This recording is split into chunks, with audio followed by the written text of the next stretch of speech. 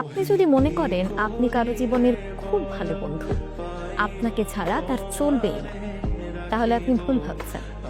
বিশ্বাস করুন, কেউ না কেউ তার জীবনে এসে আপনার জায়গাটা ঠিক নিয়ে নেবে, কিংবা সে নিজেই আপনাকে রিপ্লেস করে ফেলবে। পৃথিবীতে প্রতিটি জিনিসই এমন, কোথাও কারো জন্য কিচ্ছু থেমে থাকে না, কিচ্ছু না।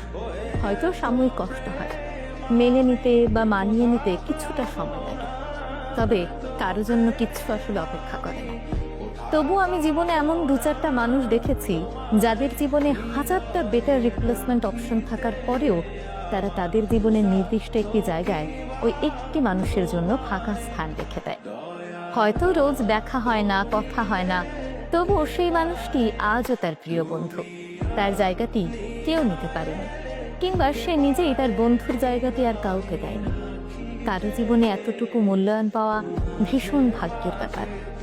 আপনি যদি কারো জীবনের এমন মূল্যবান হয়ে থাকেন, কেউ যদি আপনাকে তার জীবনে ঠিক এই জায়গায় বসিয়ে থাকে, তাহলে তার সেই ভালোবাসার যথাযথ মূল্যায়ন করার চেষ্টা করুন। তার ভালোবাসা, তার সেই গুরুত্বকে আপনি শ্রদ্ধা করুন, সম্মান করুন।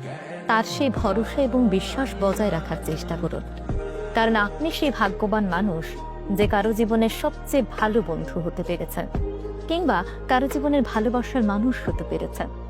সবাই কিন্তু এই জায়গাটি পায় না।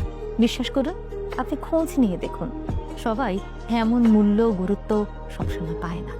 তার মানে আপনি ভীষণ ভাগ্যবান, আর তাই সেই মানুষটিকে মূল্যায়ন করুন।